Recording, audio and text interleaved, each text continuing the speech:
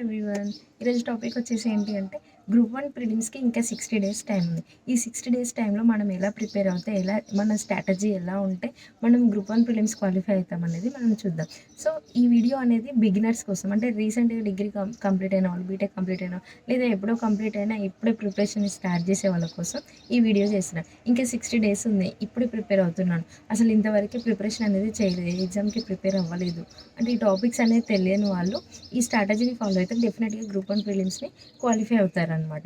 అంటే ఎలా అంటే నార్మల్‌గా నా పాయింట్ ఆఫ్ వ్యూలో ఒక స్ట్రాటజీ అనేది చేశాను. సో, ఈ స్ట్రాటజీ అనేది ఓన్లీ ఇప్పుడు స్టార్ట్ చేసే వాళ్ళకి యూజ్ బెస్ట్ అనమాట. ఎందుకంటే నార్మల్‌గా ఈ గ్రూప్ 1 ఎగ్జామ్ అనేది 2 టైమ్స్ అయిపోయింది. ప్రిలిమ్స్ 2 టైమ్స్ కంప్లీట్ అయిపోయింది టీఎస్‌పీఎస్సీలో. సో, ఆల్రెడీ క్వాలిఫై అయిన వాళ్ళు, ఫస్ట్ టైం క్వాలిఫై అయిన వాళ్ళు మెయిన్స్‌కి ప్రిపేర్ అయ్యారు. సెకండ్ టైం రాసిన వాళ్ళు మళ్ళీ మెయిన్స్‌కి ప్రిపేర్ అయ్యారు. యాక్చువల్లీ గ్రూప్ 1 ప్రిపేర్ అయ్యేటప్పుడు ఎలా ప్రిపేర్ అవుతారంటే ప్రిలిమ్స్ ప్రిపేర్ అయ్యేటప్పుడే మెయిన్స్‌ని కూడా మెయిన్స్ పాయింట్ ఆఫ్ వ్యూలో కూడా ప్రిపేర్ అవుతారు. అంటే మెయిన్స్‌లో ఉన్న సబ్జెక్ట్ రిలేటెడ్ ప్రిలిమ్స్‌లో, మెయిన్స్‌లో కామన్ సబ్జెక్ట్స్ ఏవైతే ఉంటాయో వాటిని మెయిన్స్‌కి కూడా కంప్లీట్ చేసేస్తారు ప్రిలిమ్స్ ముందే. సో, దానివల్ల ఏమవుతదంటే నీకు మెయిన్స్ ఈజీ అవుతుంది. అది ఎవరికి ఆల్రెడీ ప్రిపేర్ అయిన వాళ్ళకి, ప్రిపరేషన్లో ఉన్న వాళ్ళకి. కానీ ఇప్పుడు 60 డేస్ ముందు ఇప్పుడు ప్రిపరేషన్ స్టార్ట్ చేసేవాళ్ళు సో మెయిన్స్ పాయింట్ ఆఫ్ వ్యూలో చదవడం అనేది అది కష్టం. ఎందుకంటే మెయిన్స్ పాయింట్ ఆఫ్ వ్యూలో కూడా చదవచ్చు, దాంట్లో ఏం లేదు. కాకపోతే ఇప్పుడు ఒక సబ్జెక్ట్ తీసుకుంటావు, పాలిటీ ఆర్ హిస్టరీ, ఏదైనా ఒక సబ్జెక్ట్ తీసుకుంటావు. దెన్ నువ్వు మెయిన్స్ పాయింట్ ఆఫ్ వ్యూలో చదవాలంటే ఆ సబ్జెక్ట్ని డీప్గా చదువుకుంటూ వెళ్ళాలి. సో, అలా చదివితే ఏమవుతుందంటే ప్రిలిమ్స్‌కి కావాల్సిన సబ్జెక్ట్స్ అన్నీ కంప్లీట్ అవ్వవు.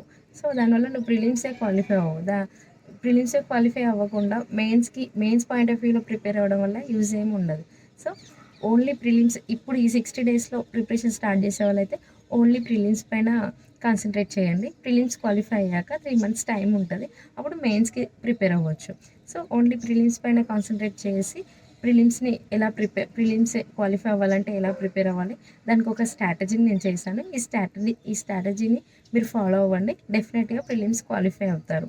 సో, ఏంటి అంటే నార్మల్‌గా ఏదైనా ఫస్ట్ ప్రిపరేషన్ స్టార్ట్ చేసేవాళ్ళు, ఇప్పుడు రీసెంట్‌గా ఏ ప్రిపరేషన్ అయినా గ్రూప్ 1 అనే కాదు, ఏ ఎగ్జామ్ ప్రిపేర్ అవ్వాలనుకున్నా ఫస్ట్ మనం సిలబస్ కాపీ పైన మనకు బాగా అవగాహన ఉండాలి. ఎందుకంటే సిలబస్ కాపీ అసలు ఎగ్జామ్‌కి ఏమేమి సిలబస్ వస్తుంది, ఏమేమి సబ్జెక్ట్ వస్తుంది, ఏ సబ్జెక్ట్ నుండి ఎంత వెయిటేజ్ వస్తుంది అనేది మనకు ఒక ఐడియా అనేది ఉండాలనమాట. సో, ఇప్పుడు సిలబస్ కాపీస్ తీసుకోండి. సిలబస్ కాపీలో ఏమేమి టాపిక్స్ ఉన్నాయి, ఆ టాపిక్స్ అన్నీ మీకు ఆల్రెడీ కొన్ని తెలిసి ఉంటాయి. ఎందుకంటే మన 10th స్టాండర్డ్ వరకి ఎగ్జాంపుల్ జనరల్ సైన్స్ ఉంటుంది. అలా మనకు తెలిసినవి, కొందరు బీఏ డిగ్రీ చేస్తారు, వాళ్ళకి హిస్టరీ ఉంటుంది. అట్లా మనకు తెలిసిన సబ్జెక్ట్స్‌ని చూసుకోండి. అంటే ఒక ఐడియా అనేది వస్తుంది మీకు. అరే ఏ సబ్జెక్ట్స్ ఉన్నాయి ఈ సిలబస్లో ఏమేమి ఉన్నాయి అనేది మీకు ఒక ఐడియా ఉండాలి. డెఫినెట్‌గా సిలబస్ కాపీ లేకుండా అసలు ప్రిపరేషన్ స్టార్ట్ చేయకండి. సో, ఫస్ట్ సిలబస్ కాపీ తీసుకోండి. సిలబస్ కాపీ తీసుకున్నాక మీరు ఏం చేయాలంటే ఒక 5 డేస్ టైం తీసుకొని ప్రీవియస్ క్వశ్చన్ పేపర్స్, అంటే ఎక్కువ వెయిటేజ్ దేని నుండి వస్తుంది, సో మరీ ఎక్కువ లాస్ట్ ఇయర్స్ కాకుండా మన టూ టైమ్స్ మన గ్రూప్ 1 ఎగ్జామ్ జరిగింది. ఆ 2 పేపర్స్ దగ్గర పెట్టుకోండి. ఏ సబ్జెక్ట్ నుండి ఏమేమి ఎంతెంత వెయిటేజ్ వస్తుందనేది చూడండి. ఏదైనా ఇప్పుడు నార్మల్‌గా ఏం చేయాలంటే ఆ 2 క్వశ్చన్ పేపర్స్ తీసుకొని ఆ 2 క్వశ్చన్ పేపర్స్ నుండి ఏ సబ్జెక్ట్ నుండి ఎన్ని క్వశ్చన్స్ వచ్చినాయి, ఎంత వెయిటేజ్ ఉందన్నది ఒక మంచిగా రాసుకోండి. దాని తర్వాత ఏవైతే ఎక్కువ వెయిటేజ్ ఉంటుందో ఆ వెయిటేజ్ ఉన్న వాటిపైన కాన్సంట్రేట్ చేయండి. డెఫినెట్‌గా గ్రూప్ 1 ప్రిలిమ్స్‌ని క్వాలిఫై అవుతారు. సో, నేను అలా ప్రీవియస్ పేపర్స్ చూసి, సిలబస్‌ని చూసి మొత్తం ఒక స్ట్రాటజీని ప్రిపేర్ చేశాను.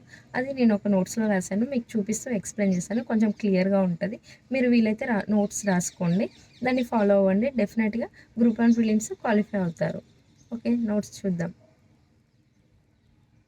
నా సిలబస్ కాపీని చూపిస్తాను. సో, ఈ సిలబస్ కాపీ ఎలా ఉంటుంది అంటే సిలబస్ కాపీలో సిలబస్ ఎక్కడుంది అని వెతుక్కునేలా ఉంటుంది నా సిలబస్ కాపీ. సో, అన్నీ ఇక్కడే రాసేస్తాను. ఎందుకంటే ఎప్పుడో చదివేటప్పుడు ఏ బుక్ ఉన్నా లేకపోయినా సిలబస్ కాపీ అయితే నా పక్కన ఉంటుంది. సో, ఎప్పుడు ఏదనిపిస్తే అది ఈ సిలబస్ కాపీ పైనే రాస్తాను. సో, ఇది మీకు చూపిస్తే కొంచెం కన్ఫ్యూజింగ్గా ఉంటుందని ఒక నోట్స్లో సిలబస్ అంతా రాశాను. First current affairs regional, national and international అనమాట. సో, వీటి నుండి 20 క్వశ్చన్స్ వస్తాయి మనకు.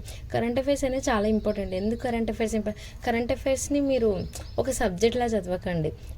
అంటే ఒక న్యూస్ డైలీ జరిగే ఏమేమి జరుగుతున్నాయని డైలీ చూడండి. నెక్స్ట్ కరెంట్ అఫైర్స్ ఎలా అంటే కరెంట్ అఫైర్స్లో వచ్చే డైలీ న్యూస్ ఉంటుంది కదా, ఆ న్యూస్ అనేది మనకి సబ్జెక్ట్స్కి రిలేటెడ్ ఉన్న క్వశ్చన్సే ఇస్తారు. సో ఆ రిలేటెడ్ ఉన్న టాపిక్స్ని మీరు తీసుకోండి. ఒక న్యూస్ పేపర్ చదివితే ఆ న్యూస్ పేపర్లో ఎకానమీ గురించి వచ్చింది అనుకోండి, అది మన సబ్జెక్ట్ అన్నట్టే. సో దానికి రిలేటెడ్ కరెంట్ అఫైర్ అన్నట్టే కాబట్టి ఆ క్వశ్చన్ దాంట్లో నుండి పక్క క్వశ్చన్ అడుగుతారు. అట్లా పాలిటీ గురించి అంటే ఎలక్షన్స్ గురించి ఇప్పుడు జరుగుతుంది, అట్లా ఎలక్షన్స్ గురించి అలా మన సబ్జెక్ట్ రిలేటెడ్. ఎగ్జాంపుల్ ఒక ఐస్లాండ్ తీసుకోండి, రీసెంట్గా న్యూస్లోకి వచ్చింది. ఐస్లాండ్లో మనకు ఒక వాల్కనో గురించి ఒక ఇష్యూ జరుగుతుంది.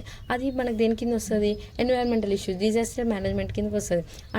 అలా మన కరెంట్ అఫైర్స్ అనేది ఒక డిఫరెంట్ సబ్జెక్ట్లో చూడకుండా అన్ని సబ్జెక్ట్స్ కలిపితే ఒక కరెంట్ అఫైర్ అని ఫీల్ అవ్వండి. సో అలానే ఉంటుంది. మనం కరెంట్ అఫైర్స్ చదివేటప్పుడు ఎలా ఉంటుంది అంటే డిఫరెంట్ అన్ని సబ్జెక్ట్స్ గురించి ఒకే పేపర్లో రాసినట్టు ఉంటుంది. అలా డైలీ వచ్చే కరెంట్ అఫైర్స్ని మనం డిఫరెంట్ మన సబ్జెక్ట్స్కి రిలేట్ అయిన కరెంట్ అఫైర్స్ని బాగా ఫోకస్ చేసి ఆ సబ్జెక్ట్లో అంటే ఇప్పుడు కరెంట్ అఫైర్లో ఒక టాపిక్ గురించి వచ్చింది అంటే ఎలక్షన్స్ గురించి వచ్చింది అంటే మీరు ఆ ఎలక్షన్స్ గురించి ఆ రోజు కరెంట్ అఫైర్ లాగా చదవాలి. నెక్స్ట్ పాలిటీలో ఎలక్షన్స్ టాపిక్ సరౌండింగ్స్ ఉన్నది మొత్తం చదివేసేయాలి అలా. సో సబ్జెక్ట్స్ని ప్లస్ కరెంట్ అఫైర్స్ని రెండు రిలేట్ చేస్తూ చదవండి. నెక్స్ట్ ఇంటర్నేషనల్ రిలేషన్స్ అంటే G20 కానీ బ్రిక్స్ కానీ అలా ఈవెంట్స్ ఉంటాయి కదా, ఇంటర్నేషనల్ ఈవెంట్స్, వాటి గురించి చదవాలి, ఫోకస్ చేయాలి. నెక్స్ట్ వచ్చేసి ఏంటి అంటే జనరల్ సైన్స్లో వాళ్ళు ఇచ్చారు, మన సిలబస్లోనే మెన్షన్ చేశారు. ఏమని అంటే India's achievements in science and technology అని ఇచ్చారు. అంటే డెఫినెట్గా సైన్స్ అండ్ టెక్నాలజీలో ఇండియా ఏమేమి అచీవ్ చేసింది అనే క్వశ్చన్స్ అయితే డెఫినెట్గా వస్తాయనే వాళ్ళు మెన్షన్ చేసి చెప్తున్నారు. సో జనరల్ సైన్స్ అంటేనేమో మన విటమిన్స్ కానీ, వ్యాక్సిన్స్ కానీ, ఇంజెక్షన్స్ కానీ, నెక్స్ట్ వచ్చేసి ఏంటి ఇంకా అదే బ్లడ్ గురించి RBC, WBC అలాంటి జనరల్ సైన్స్ కింద చదవాలి. అచీవ్మెంట్స్ వచ్చేసి ఇస్రో వాళ్ళు ఏమేమి ఇన్నోవేషన్ చేశారు, చంద్రయాన్ 3 గురించి అట్లా డిఫరెంట్ అట్లా సైన్స్ అండ్ టెక్నాలజీ గురించి చదవాలి. నెక్స్ట్ ఇంకోటి రీసెంట్గా సైన్స్ అండ్ టెక్నాలజీలో మిల్కీ వే గురించి వచ్చింది. అంటే ఇది ఒక 2 గెలాక్సీస్ కలిపి ఒక గెలాక్సీ అయ్యిందని రీసెంట్గా వచ్చిందనమాట. శివశక్తి అని నేమ్ పెట్టారు వాటికి. సో అట్లా సైన్స్ అండ్ టెక్నాలజీ గురించి అవి ఇస్తారు. నెక్స్ట్ వచ్చేసి